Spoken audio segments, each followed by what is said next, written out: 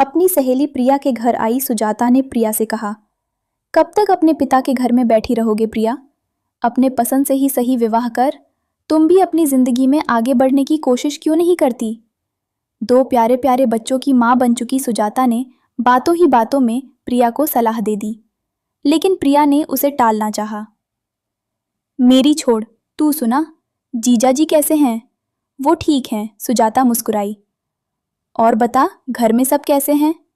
तेरी सास पहले की तरह ही बात पर तुझे ताने देती है या अब उनके व्यवहार में कुछ सुधार हुआ है?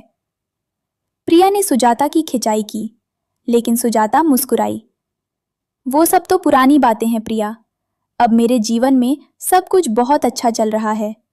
सास ससुर का व्यवहार मेरे प्रति बिल्कुल बदल चुका है। मेरे पति के साथ साथ अब ससुराल के सभी लोग मुझे बहुत प्यार करते हैं। और पता है, इन बच्चों के बिना तो इनके दादा दादी का मन ही नहीं लगता। सुजाता के चेहरे की ताजगी और चमक उसके सुखी पारिवारिक जीवन की गवाही पहले ही खुलकर दे रहा था। ये तो तुमने बहुत अच्छी बात बताई सुजाता। प्रिया ने अपनी सहेली के लिए खुशी जताई, लेकिन सुजाता ने प्रिया का हाथ थाम लिया। एक बात बताऊं, तू बुरा तो नहीं मानेगी ना? अरे नहीं, बता तो सही। प्रिया की निगाहें सुजाता के चेहरे पर टिक गईं।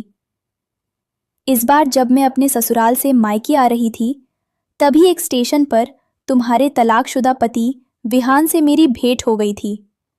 वो अपनी बहन को उसके ससुराल पहुंचाने जा रहा था, लेकिन मेरी नज़र उससे टकरा गई और मुझे देखते ही उसने पहचान लिया।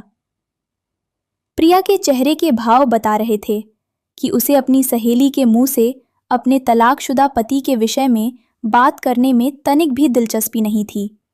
फिर भी सहेली का मान रखते हुए उसने पूछ लिया, क्या कह रहा था वो? तुम्हारे बारे में पूछ रहा था कि तुमने शादी की या नहीं।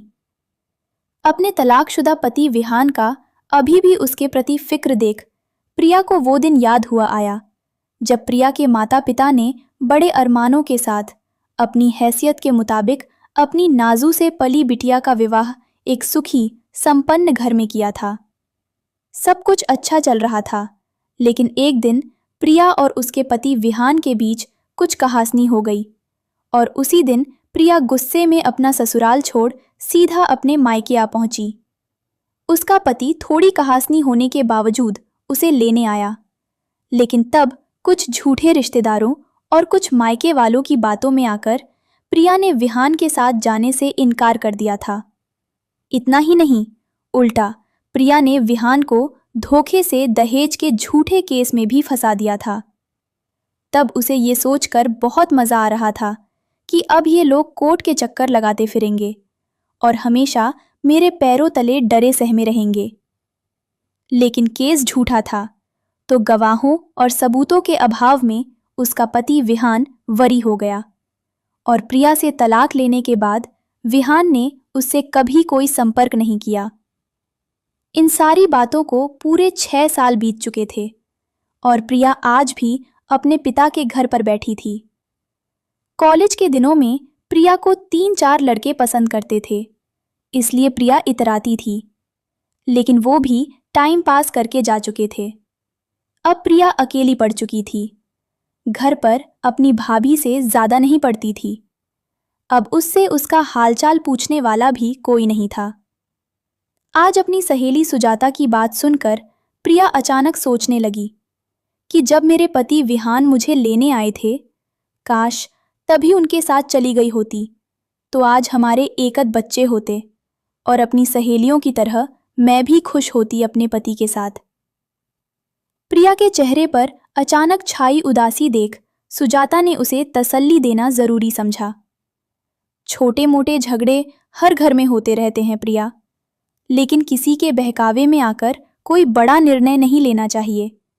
तुम्हारी फिक्र करता है, वो आज भी तुमसे प्यार जरूर करता होगा। अपनी सहेली सुजाता की बातें सुनती प्रिया की आंखें भर आई, लेकिन सुजाता ने आगे बढ़कर प्रिया को अपनी बाहों में थाम लिया। मेरी बात मानो प्रिया, एक बार कोशिश तो करो। हो सकता है आज भी विहान तुम्हारा इंतजार कर रहा हो। अपनी गलतियों को पश्चाताप के आंसुओं में बहाती प्रिया सहेली के गले लग फफक फफक कर रो पड़ी। मैं क्या मुंह लेकर उनके पास जाऊं सुजाता? किस मुंह से बात करूंगी उनसे? बस इस उम्मीद में बात कर लेना कि वो आज तक तुम्हारी उम्मीद लगाए बैठा है। शायद उस दिन इसी उम्मीद में उसने मुझे अपना मोबाइल नंबर दिया था। एक बार बात कर लो प्रिया। सुजाता ने अपने मोबाइल में मौजूद उसके तलाकशुदा पति विहान के मोबाइल नंबर पर कॉल डायल कर प्रिया के हाथ में थमा दिया। दूसरी तरफ फोन रिसीव कर चुका विहान मानो इसी फोन कॉल के इंतजार में